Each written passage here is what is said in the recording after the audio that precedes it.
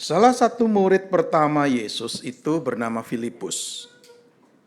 Setelah Filipus telah berkenalan atau berjumpa dengan Yesus, lalu mengikuti Yesus, Filipus kemudian tergerak untuk mengajak temannya yang bernama Nathanael. Maka ketika Filipus bertemu atau berjumpa dengan Nathanael, dia berkata begini kepada Nathanael, "Kami telah menemukan dia." Dia ini dalam arti Mesias ya.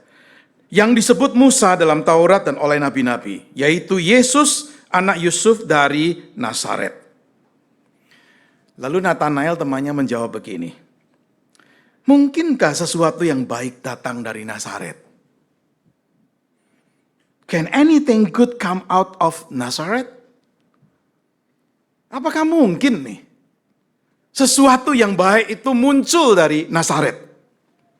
Saudara, ini jawaban yang skeptikal.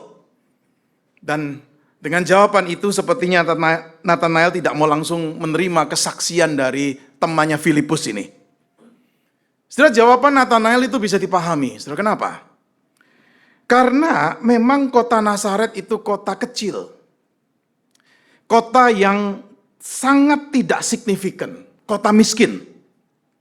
Bukan kota terkenal, bukan kota yang dikenal. Nama Nazaret itu tidak pernah disebut di Perjanjian Lama.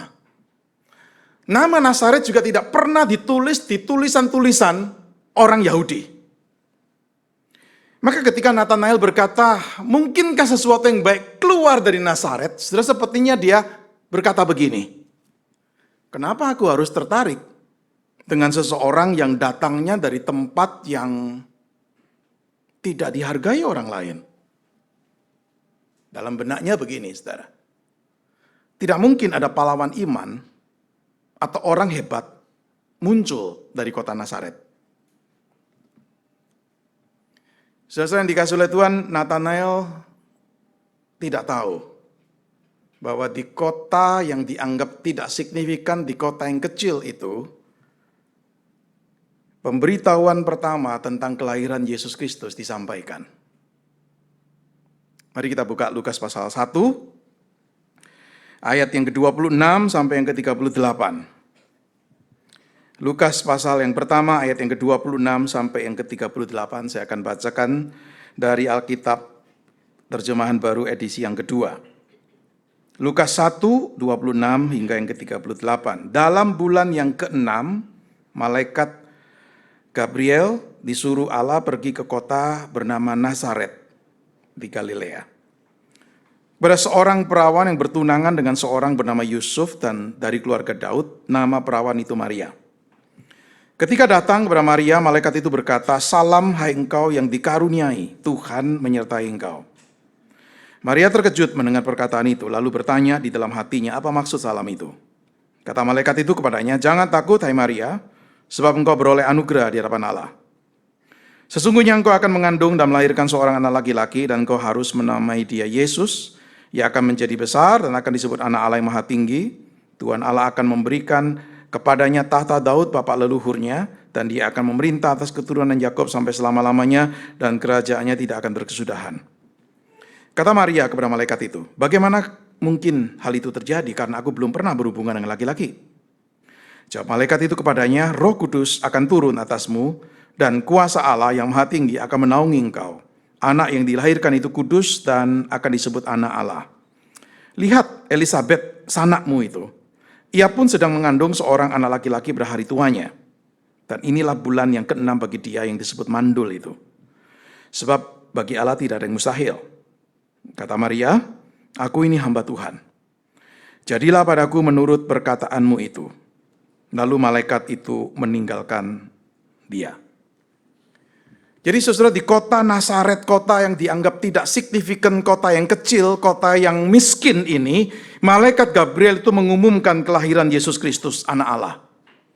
Saudara, ini sesuatu yang surprising, sesuatu yang mengejutkan, sesuatu yang unexpected, sesuatu yang tidak diduga nih. Dan yang lebih lagi adalah, malaikat Gabriel ini menyampaikan pemberitahuan mengenai siapa wanita yang akan menjadi ibu Sang Mesias ini, pada seorang gadis Yahudi di kota Nazaret yang bernama Maria. Maria ini dipilih untuk mengandung dan melahirkan sang anak itu. Saudara, ini adalah sesuatu yang lebih surprising. Sesuatu yang lebih unexpected, saudara. Kenapa? Saudara, tema hari ini adalah unexpected calling. Panggilan yang tidak diduga, tidak diharapkan. Saudara, kenapa kita bisa mengatakan pemilihan Maria itu sesuatu yang unexpected, sesuatu yang tidak diduga, sesuatu yang surprising, mengejutkan. Saudara, kenapa? Karena kita perlu tahu siapa Maria itu sebelum malaikat datang mengunjungi dia. Saudara, Maria seorang yang berasal di kota yang sangat kecil ini, tidak dikenal, seorang yang juga masih sangat muda. Saudara, dugaan para penafsir Alkitab, usia saat itu, Maria saat itu adalah sekitar 13-15 tahun. Karena umumnya memang gadis Yahudi itu melakukan pertunangan berusia-usia itu. Seorang yang masih muda dan belum berpengalaman. Dan tampaknya juga Maria dari keluarga miskin, keluarga yang sederhana. Dan seperti halnya anak-anak dari keluarga miskin, umumnya mereka itu tidak berpendidikan. Dan tidak sedikit yang buta huruf. Nah, apakah Maria buta huruf atau tidak kita nggak tahu nih. Setelah pengetahuannya akan kitab suci pun pasti terbatas sekali, saudara. Kenapa? Karena cuma berdasarkan apa yang dia lihat, apa yang dia dengar, atau apa yang dia hafalkan mungkin, dari apa yang dia dengar di sinagog-sinagog ketika dia ikut ibadah ini. Maria bukan gadis yang ambisius. Bukan gadis yang mencari popularitas. Dia wanita biasa, dengan kehidupan biasa, di kota yang kecil, saudara mungkin tidak memiliki mimpi-mimpi yang muluk-muluk nih. Jadi saudara, kalau kita melihat sekilas ini, saudara, indikator-indikator ini menunjukkan bahwa kehidupan Maria itu bukan kehidupan yang extraordinary. Dia akan menikah dan pernikahannya mungkin pernikahan yang sederhana, menikah dengan seorang tukang kayu, kemudian akan melahirkan anak-anak dan nggak menutup kemungkinan keluarga mereka akan tetap miskin. Mungkin mereka sebagai satu keluarga tidak punya kesempatan untuk berpergian lebih jauh atau keluar dari kota mereka. Dan satu waktu dia juga tentu akan mati sama seperti halnya orang-orang di kota Nazaret juga akan mati. Ada seorang penafsir berkata begini, Maria itu dia katakan adalah nobody in a nothing town in the middle of nowhere. Nobody di kota nothing di tengah-tengah nowhere. Itu seorang penafsir mengatakan kalimat itu. Jadi karakteristik-karakteristik yang ada menunjukkan bahwa tampaknya nggak mungkin nih orang seperti ini akan dipakai oleh Allah untuk satu tugas yang besar. Dan Maria sendiri sadar itu loh. Kalau saudara membaca cerita lanjutan ketika dia menyanyikan nyanyian pujian itu, Maria berkata begini, jiwaku memuliakan Tuhan dan hatiku bergembira karena Allah juru selamatku, sebab ia telah memperhatikan kerendahan hambanya. Maria sendiri mengaku dia orang yang rendah. Saudara, istilah rendah di sini menggambarkan orang miskin atau orang yang sering ditindas nih. Ini Maria mengakui sendiri, dia orang rendah. Jadi saudara, tidak ada hal yang mempersiapkan Maria untuk kunjungan dari malaikat ini. Maka tidak heran kalau reaksinya itu dia terkejut, dia bingung, dia takut, dia nggak mengerti makna perjumpaan itu, saudara. Apalagi dia kemudian mendengar kalimat ini dari malaikat. Hai engkau yang dikaruniai. Hai engkau yang diberkati secara istimewa. Saudara, Maria tentu bingung, nggak mengerti, karena dia nggak berpikir dirinya spesial. Saudara, kalau dia menganggap dirinya spesial, kalau dia menganggap dia memang lebih dari yang lain, mungkin waktu kunjungan dari malaikat itu tiba, saudara, mungkin dia akan berkata, wow, memang waktunya udah tiba nih, aku udah siap untuk ini nih, kalau memang aku ini orang saleh. Saudara, tidak kan? Catatan Alkitab mengatakan dia terkejut ini. Saya percaya dia akan terus bertanya dalam hatinya, mengapa saya?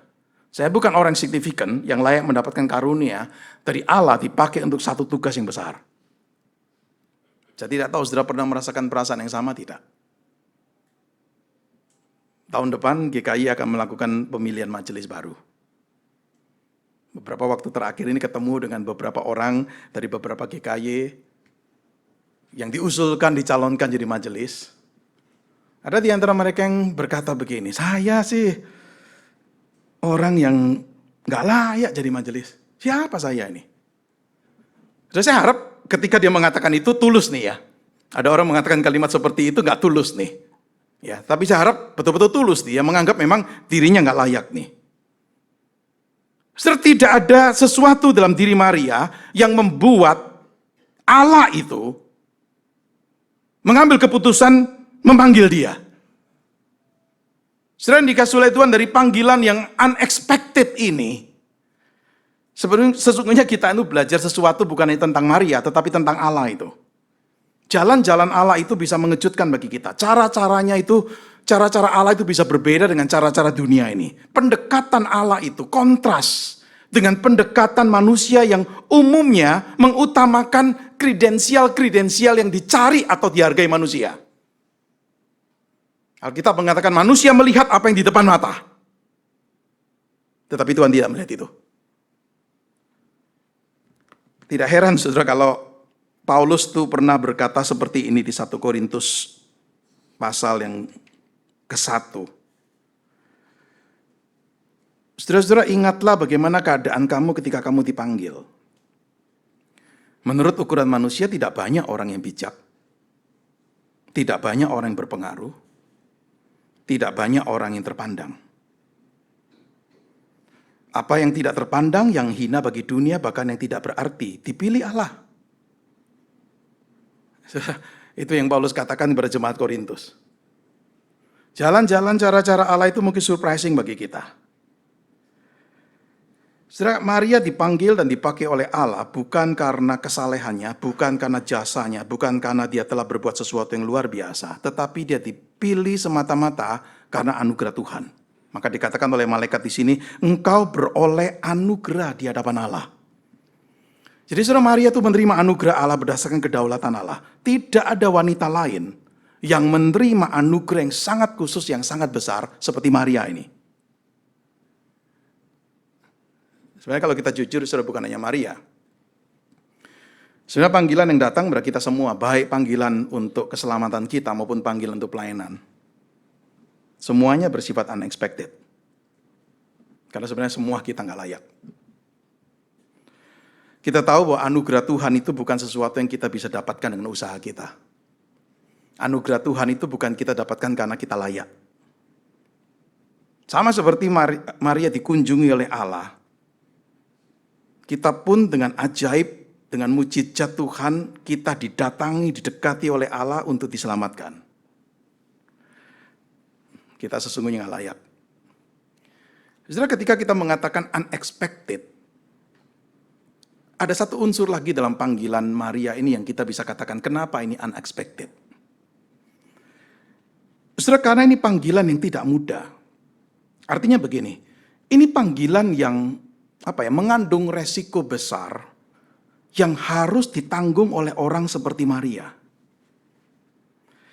Allah mempercayakan kepada Maria dengan sesuatu tugas tanggung jawab dan resiko besar untuk dilakukan dan ditanggung. Padahal Maria bukan orang yang kita kategorikan tanda kutip hebat.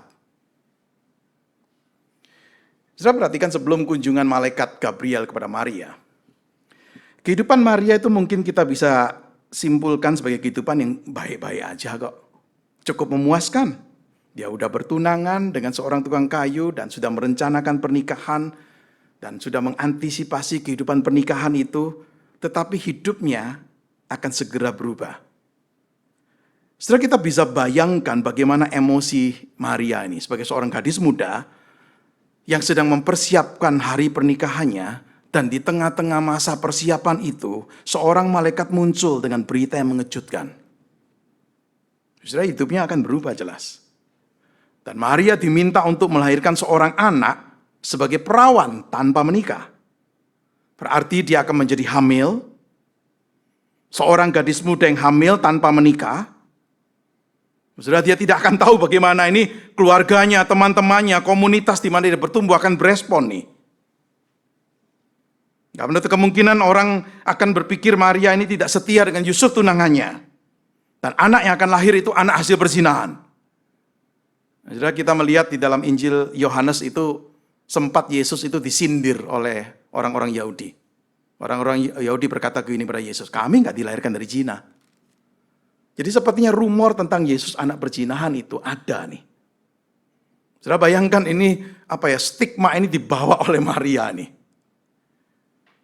Di Matius pasal 1 kita lihat tentang Yusuf kan.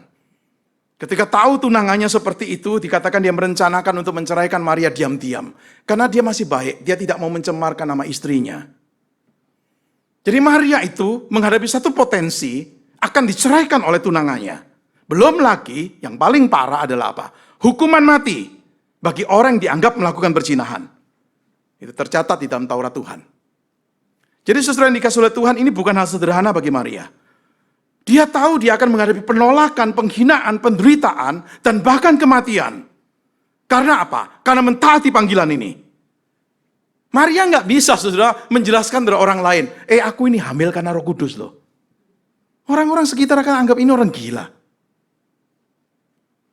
Maka saya setuju ada orang berkata begini, selalu ada resiko ketika kita setuju untuk mengikuti jalan Tuhan. There is always a risk in agreeing to God's way.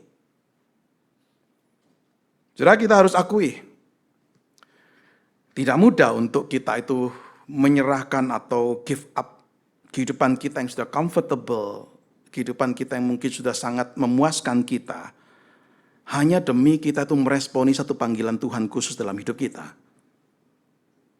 Apalagi Tuhan itu memberikan tuntutan-tuntutan khusus nih.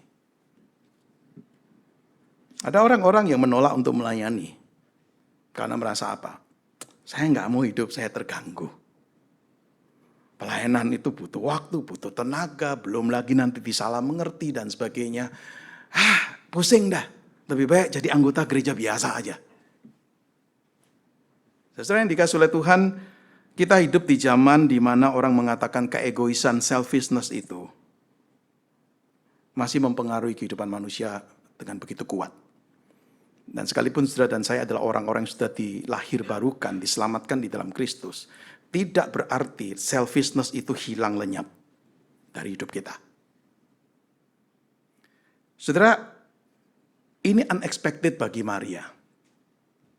Bagaimana responnya? Saudara, Maria berkata kalimat yang terkenal di ayat 38. Aku ini hamba Tuhan. Jadilah padaku menurut perkataanmu itu. Saudara, ketika Maria mengatakan itu bukan berarti begini. Udah jelas nih sekarang Tuhan. Saya tangkap nih maksud Tuhan. Oke, saya mau jadi hambamu. Saudara, bukan. Saya percaya Maria itu juga bukan berkata begini. Wow, ini rencana yang indah nih. Agung nih. Oke, aku excited untuk ambil bagian di dalamnya. Saya percaya saudara ketika dia mengatakan itu bukan dalam maksud itu. Maria juga bukan berkata begini. Tunggu sebentar deh. Beri aku waktu untuk berpikir. Untuk melihat. Apa semuanya ini akan benar nih.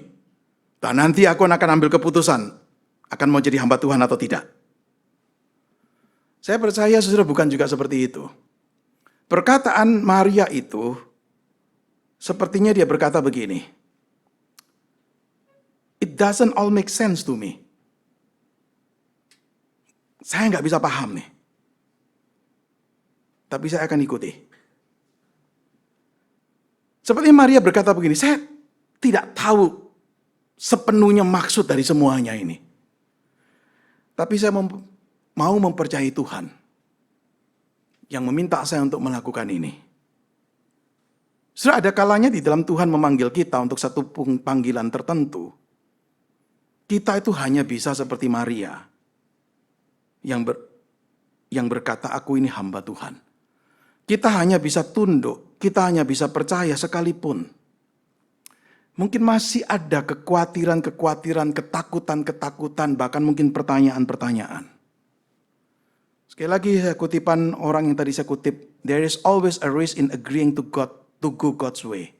Selalu ada resiko pada waktu kita setuju untuk mengikuti jalan Tuhan. Tetapi sebagai seorang hamba Tuhan, Maria bersedia untuk menjalani itu. Dia tidak mengajukan keberatan, dia tidak minta tugas panggilan yang lebih mudah. Dia tidak minta Tuhan untuk memberitahu dia apa yang akan dia alami nantinya. Yang dia tahu adalah Tuhan memanggilnya, dan dia mau untuk mentaatinya. Maka mengatakan, aku ini hamba Tuhan. Jadilah padaku sesuai dengan perkataanmu itu. Ketika dia mengatakan itu kalimat yang berani sekali. Kenapa? Karena berarti dia setuju dengan jalannya Tuhan. Sekalipun mungkin jalan itu akan memimpin dia berkesulitan atau penderitaan, dia setuju untuk dijalani.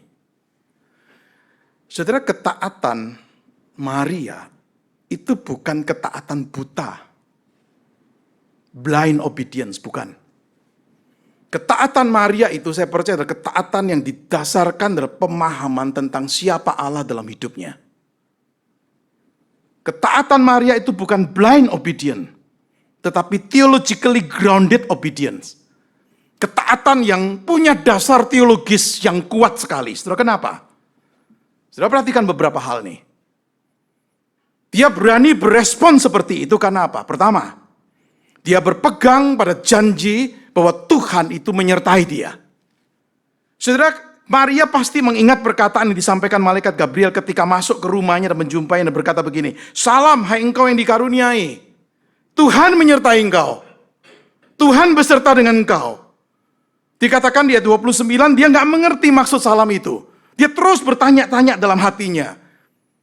Ini satu hal yang baik ya. Sekalipun dia muda, sudah dia berpikir dengan dalam sekali. Dia bukan orang tidak mau berpikir, dia berpikir, dia merenungkan salam dari malaikat ini. Apa sih maksudnya ini? Setelah salam itu saya percaya lebih dari sekedar salam. Khususnya ungkapan yang ketika dikatakan Tuhan menyertai engkau. Saudara, ungkapan itu ketika didengar oleh orang Yahudi, membawa mereka mengingat perjanjian lama. Karena di perjanjian lama cukup sering ungkapan muncul, Tuhan menyertaimu, Allah menyertaimu, atau Allah berkata, aku menyertaimu. Tuhan berkata pada tokoh-tokoh penting di perjanjian lama. Setiap kali Tuhan memberi tugas atau kepercayaan tertentu, Tuhan berkata apa? Aku menyertaimu, Tuhan menyertaimu.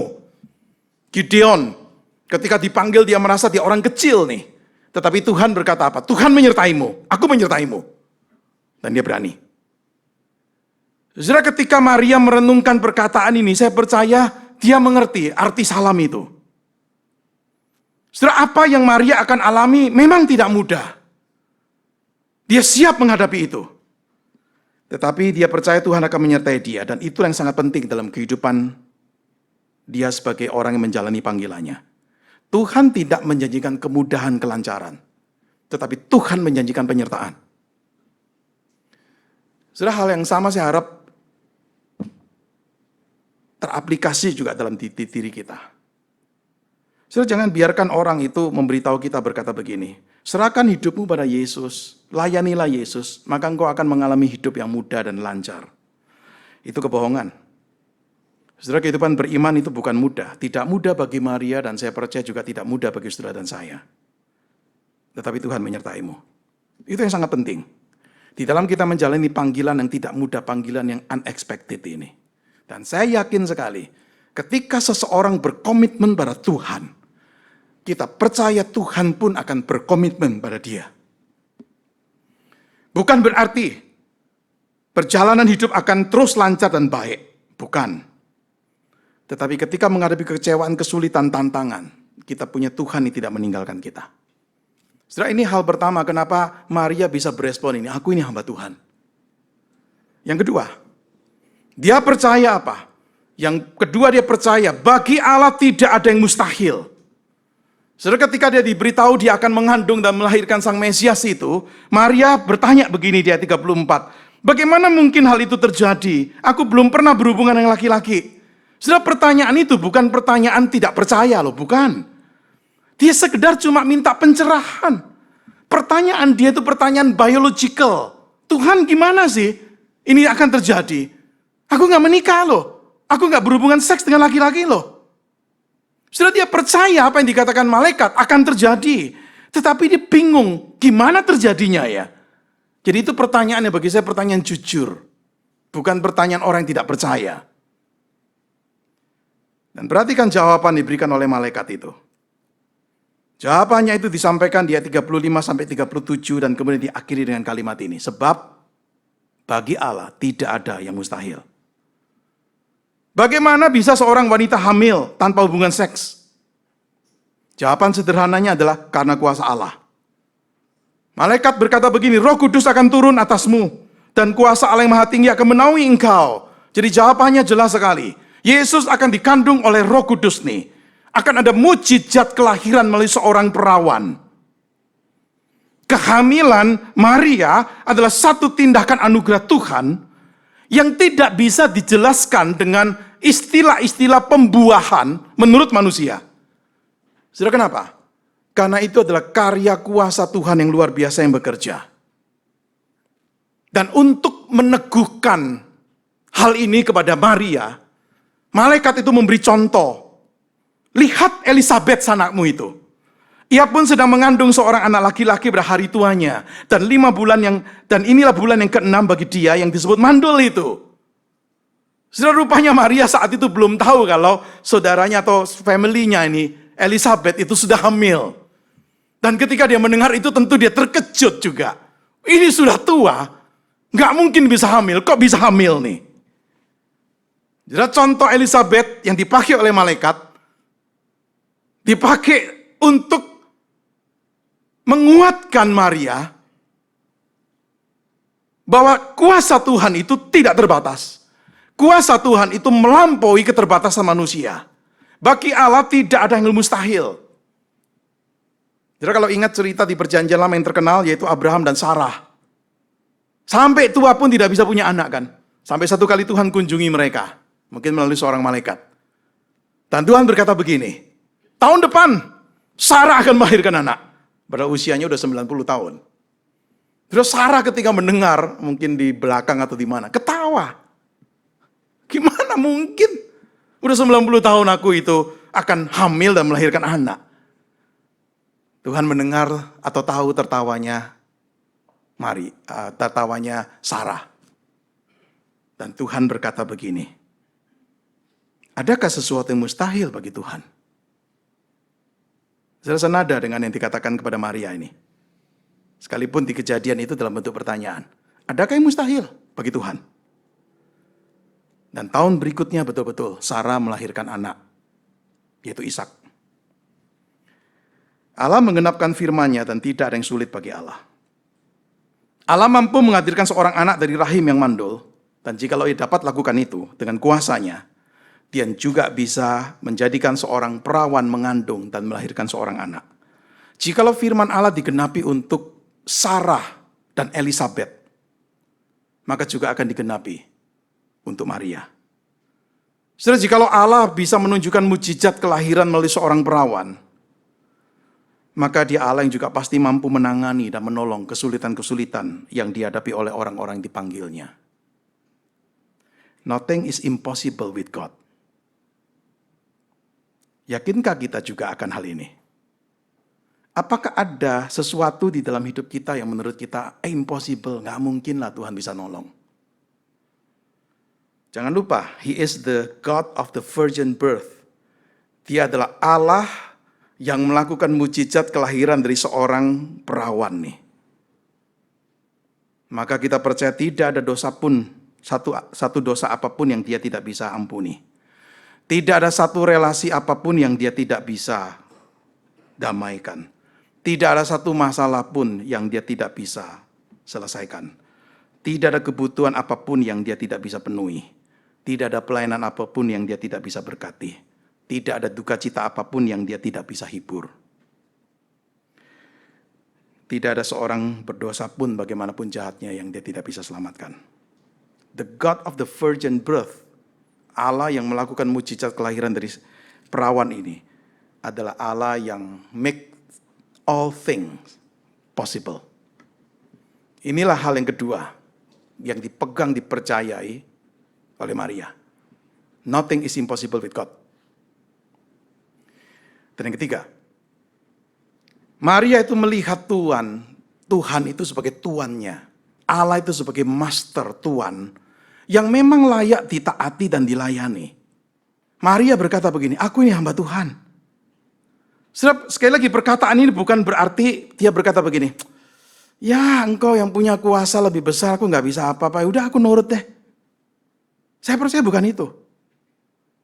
Bukan seorang yang mengatakan dengan kejengkelan atau kekesalan hati, ya Engkau yang pegang segala sesuatu Tuhan, Engkau yang punya kuasa. I have no other choice. Saya nggak punya pilihan lain, ya udah nurut aja deh. Saya percaya bukan. Maria mendasarkan ketaatannya pada realitas bahwa Allah adalah pencipta, pemelihara, penguasa, Tuhan yang layak untuk diikuti, dilayani. Dan kalau Tuhan itu adalah Tuhan, Master, berarti kita hamba yang tidak berhak untuk memberitahukan kepada Allah kita apa yang dia harus kerjakan, ngajarin dia, memberitahu dia, atau kita merasa kita punya hak, punya wewenang untuk mengatur Allah. Kalau memang Allah adalah sang Tuan, Master itu, maka kita memberikan tempat untuk dia mengatur. Maka ketika Maria tahu dia seorang hamba, dia sadar dia itu seperti seorang hamba atau budak yang memang tidak punya kepemilikan nih. Karena Allah yang memilikinya, Allah yang mempersiapkannya untuk momen itu, Allah yang memanggilnya untuk maksud penyelamatan. Sebenarnya Maria itu tidak tahu hal-hal apa yang dia akan alami, cuma dia mungkin menduga-duga. Wah, mungkin aku akan mengalami ini, dihina, ditolak. Mungkin Yusuf akan menceraikan aku dan sebagainya. Dia masih mungkin berandai-andai kemungkinan-kemungkinan. Tapi sebenarnya dia tidak tahu hal-hal apa yang akan dialami di hari depannya. Saya coba bandingkan saudara antara Maria ini dengan Abraham. Ketika Abraham dipanggil keluar oleh Tuhan dari tanahnya, dari tempat kelahirannya. Tuhan punya rencana kan? Tuhan sebenarnya berkata begini, aku punya rencana nih. Mau untuk apa? Mau menyelamatkan seluruh dunia. Melalui apa? Melaluimu. Melalui keluargamu, melalui keturunanmu. Mungkin Abraham berespon, oke Tuhan, gimana caranya? Oke, keluar dari tanahmu. Tinggalkan negerimu. Tinggalkan nih teman-temanmu. Tinggalkan pekerjaanmu. Tinggalkan kenyamananmu. Pergi ke tempat yang aku minta engkau pergi. Lalu Abraham bertanya, kemana engkau minta aku pergi Tuhan? Tuhan mengatakan, nanti aku akan beritahu. Saudara bisa bayangkan panggilan yang unexpected bagi Abraham. Surat Ibrani mengatakan begini, karena iman, Abraham taat. Ketika ia dipanggil untuk berangkat ke negeri yang akan diterimanya, ia berangkat tanpa mengetahui tempat yang ditujunya. Saya percaya hal yang sama dialami oleh Maria. Sama seperti para gadis waktu itu sedang berada dalam momen mempersiapkan pernikahan, mempersiapkan masuk dalam pernikahan, memikirkan akan punya berapa anak, apa yang akan dilakukan. Lalu tiba-tiba ada interupsi datang, Tuhan memanggil. Dan Tuhan tidak memberitahukan dari Maria, ini loh yang kau akan alami nanti. 1, 2, 3, 4, enggak. Sama seperti Abraham, sepertinya Maria itu pergi ke tempat yang dia tidak tahu kemana nih. Ketika Maria berkata, I am your servant, aku ini hamba. Dia berangkat atau dia pergi atau dia taat dengan dia tidak tahu apa yang dia akan alami. Saudara, kesamaan Abraham dan Maria itu jelas sekali. Sama-sama apa? Tunduk. Sama-sama taat, sama-sama surrender. Dan dengan ketundukan seperti inilah baru mereka bisa jadi berkat. Maka kemudian Abraham dikenal sebagai bapak segala orang beriman. Maria menjadi wanita yang dikatakan wanita yang berbahagia atau diberkati. Yang diingat, dikenang sampai sekarang ini. Saya percaya saudara, boleh katakan tidak ada orang Kristen ataupun orang Katolik di dunia ini tidak tahu siapa itu Maria. Melihat peran yang luar biasa Maria di dalam peristiwa Natal ini. Saudara, kenapa? Karena Maria memang seorang yang kemudian merendahkan dirinya, menjawab panggilan Tuhan itu. Menundukkan dirinya. Sekalipun mungkin dia tidak mengerti sepenuhnya, tetapi dia bisa berkata, I am your servant. Dengan iman dan kerendahan hati sebagai seorang hamba, Maria berkata kalimat yang terakhir ini. Jadilah padaku menurut perkataanmu itu. Saya tidak tahu, saudara, menangkap tidak dari perkataan terakhir itu, jadilah padaku menurut perkataanmu itu. Dengungan di kemudian hari, ketika Yesus ada di Taman Getsemani, Yesus berkata, bukan kehendakku, tapi kehendak-Mu. Saudara, Maria mengaku dia seorang servant. Tetapi anak yang akan dia lahirkan juga seorang servant. Dan bahkan kita bisa mengatakan the great servant. Hamba yang terbesar. Maria menerima kehendak Tuhan dalam hidupnya, sekalipun dia tahu ada resikonya. Tetapi Yesus menerima kehendak Allah dalam hidupnya, dan resikonya adalah hidupnya sendiri. Maria menghadapi resiko iya, tapi dia tidak mati. Yesus ketika taat, dia taat sampai mati. Dan karena ketaatan itulah, saudara, Yesus jadi pokok keselamatan bagi semua orang di dunia ini. Saudara, ketika kita belajar dari Maria, mari kita lihat belajar hal-hal baik ini. Tapi sesungguhnya kita ketika belajar dari Maria mengatakan, I am your servant, aku ini cuma hamba. Jadilah padaku menurut perkataanmu itu. Sesungguhnya kita ini sedang belajar dari Yesus sendiri. Seorang hamba yang di titik terpenting dalam hidupnya, dia punya pilihan. Memilih yang mana? Yesus berkata, bukan kehendakku, tapi kehendakmu. Maka dia naik ke kayu salib. Saudara, kalau Yesus sudah lakukan itu untuk kita, bagaimana mungkin kita tidak lakukan itu untuk dia? Mari belajar dari Maria. Sekalipun mungkin panggilan itu unexpected, tidak terduga, surprising bagi dia. Tetapi dia bisa mentaati, berespon, tunduk, taat. Sekalipun banyak hal mungkin dia tidak mengerti. Sekalipun dia tahu ada resiko yang akan dihadapi. Sekalipun dia tidak tahu apa yang dia akan alami di masa depannya. Tetapi dia seorang hamba. Saya harap saudara-saudara yang adalah aktivis atau pelayan gereja Tuhan di tempat ini punya jiwa yang seperti itu. Mari kita berdoa. Berkati renungan firman-Mu Tuhan dalam malam ibadah kami hari ini, Natal aktivis. Kami berdoa untuk setiap kami yang Tuhan panggil untuk melayani. Biarlah kami melihat panggilan itu sebagai panggilan yang luar biasa. Sekalipun Tuhan kami jujur mengakui, tidak ada satupun kami yang layak. Semua panggilan kami panggilan yang unexpected. Kami tidak layak, tapi Tuhan melayakkan kami. Dan tidak menutup kemungkinan di dalam panggilan itu Tuhan, Engkau memberikan tuntutan untuk kami itu berani melangkah dalam pelayanan dengan jiwa siap untuk berkorban.